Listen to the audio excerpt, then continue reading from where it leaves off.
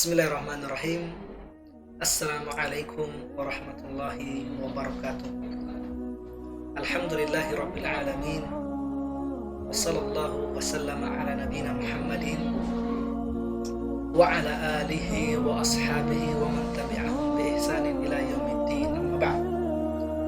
Ayyuhal ikhwah rahimani wa rahimakumullah. Saudara-saudara sekalian dimanapun berada, pertama tentunya kita bersyukur kepada Allah Subhanahu wa Ta'ala atas segala limpahan rahmat dan hidayahnya kepada kita semuanya. Salat serta salam semoga senantiasa tercurahkan kepada keharibaan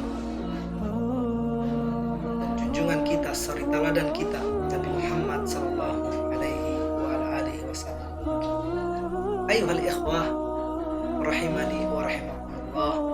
Pada kesempatan yang berbahagia ini, kami ingin menyampaikan satu nasihat dari para ulama, nasihat yang sangat berharga bagi seorang hamba, bagi seorang muslim tentunya. I'lamu at-tauhid, pelajarilah tauhid. Limadha? Kenapa kita harus mempelajari tauhid, ayyuhal ikhwah? Lianna katsirun minan nas la yafhamuna ma huwa tauhid. Ya, karena kebanyakan manusia bisa saja mereka tidak memahami apa itu yang dimaksud dengan tauhid, dan mereka bahkan mungkin saja tidak mengenalnya apa itu yang dimaksud dengan tauhid. Dalam hal ini, ayyuhal ikhwah, at-tauhid huwa ifradullah bil ibadah. Tauhid itu adalah mengesahkan Allah Subhanahu wa Ta'ala di dalam peribadatan. Nah, jadi tauhid tidak cukup hanya meyakini bahwa Allah Subhanahu wa Ta'ala itu yang Maha Mencipta. Tidak cukup bahwa kita hanya mengetahui bahwa Allah Subhanahu wa Ta'ala itu yang mengatur langit dan bumi, yang menurunkan rezeki, yang menghidupkan dan mematikan. Ya benar bahwa itu adalah tauhid rububiyah. Tetapi hal tersebut tidaklah cukup. Orang-orang jahiliyah di masa yang dulu juga meyakini hal tersebut. Ketika mereka ditanya apa itu tauhid, siapa yang menciptakan langit dan bumi, yaqulunallah, mereka akan berkata Allah Subhanahu wa Ta'ala.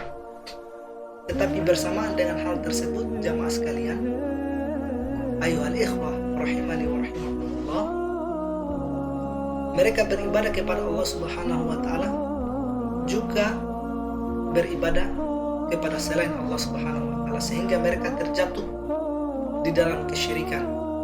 Na'udzubillahi min dzalik. Sehingga jamaah sekalian rahimani wa rahimakumullah, kita harus betul-betul mengenal apa itu tauhid.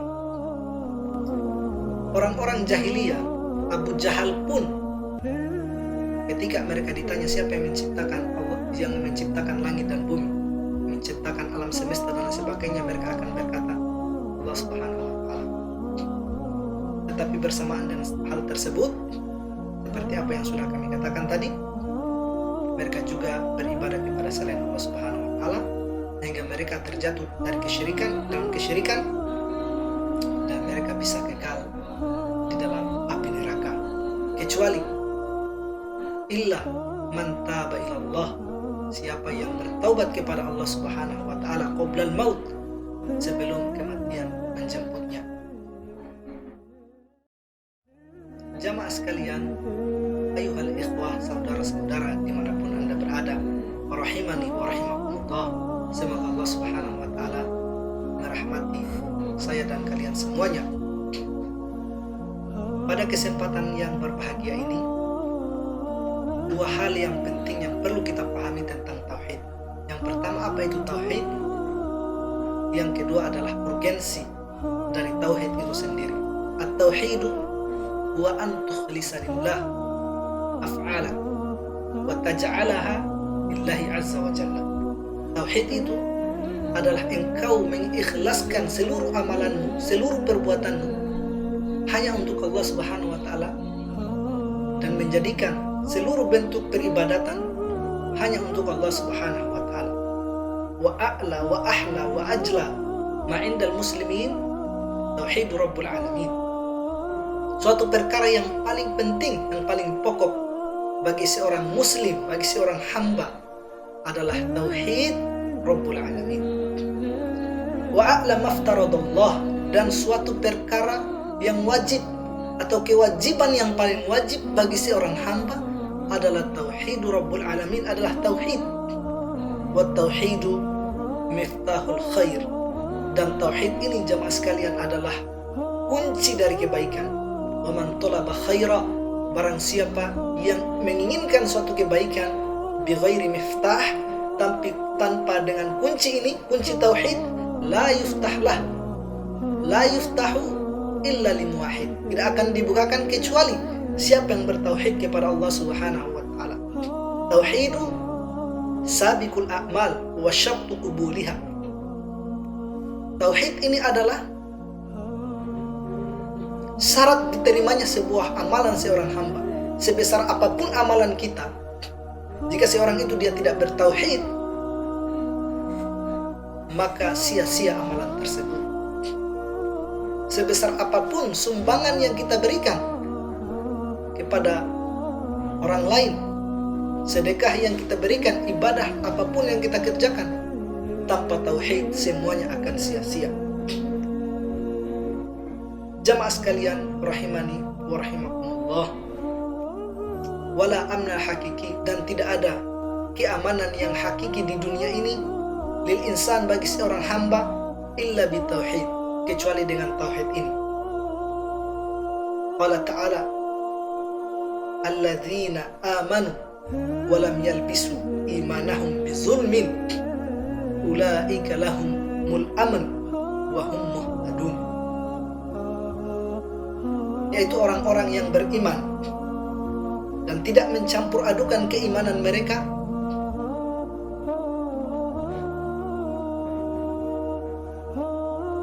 itulah orang-orang yang akan diberikan keimanan, dan mereka adalah orang-orang yang diberi petunjuk. Apa maknanya? Yakni lam yakhlitu, mereka tidak mencampur adukan beribadatan kepada Allah kemudian kepada selain Allah, tidak dicampur adukan ini dengan kesyirikan, bisyirkin, li'anna syirka zulmun azim, karena sesungguhnya kesyirikan itu adalah kezaliman yang paling besar. Tauhid, ya Abdullah, wahai hamba Allah, tauhid itu adalah sebab diutusnya para rasul. Dengan tauhid ini adalah menjadi sebab diutusnya para rasul. Apa dalilnya? Qala ta'ala, walaqad ba'atsna fi kulli ummatin rasulan an i'budullaha wajtanibut taghut. Sungguh kami telah mengutus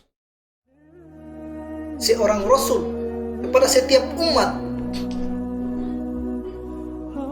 untuk beribadah kepada Allah Subhanahu wa taala dan menjauhi taghut atau peribadatan kepada selain Allah Subhanahu wa taala.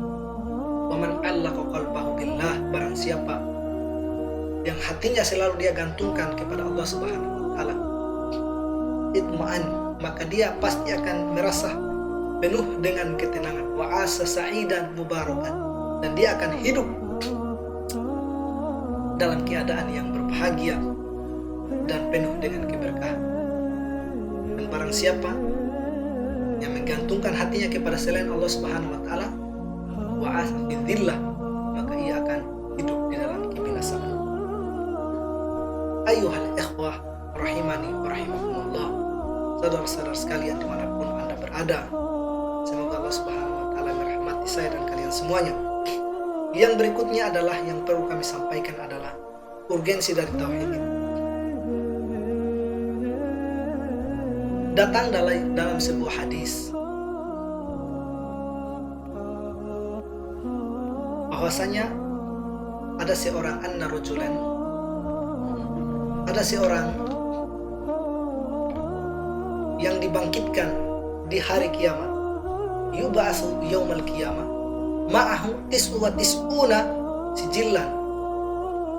Bersamaan ketika dia dibangkitkan, dosa orang ini dia membawa 99 gulungan dosa. Kulluha mamru'atun bisayyi'at. Semua 99 gulungan ini penuh dengan dosa, penuh dengan keburukan. Kullu sijli maddul basar.